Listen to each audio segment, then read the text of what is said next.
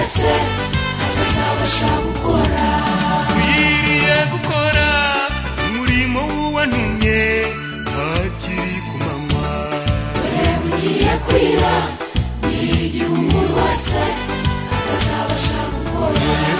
Yesu aravuga ati ndaje nzanywe no guhemba ntaretse no guhamya. Umwuka wera nawe arahamya yeruye yuko Yesu azavuga. Yesu aravuga ati ndaje nzanywe no guhemba ntaretse no guhamya. Umwuka wera nawe arahamya yeruye yuko Yesu azavuga.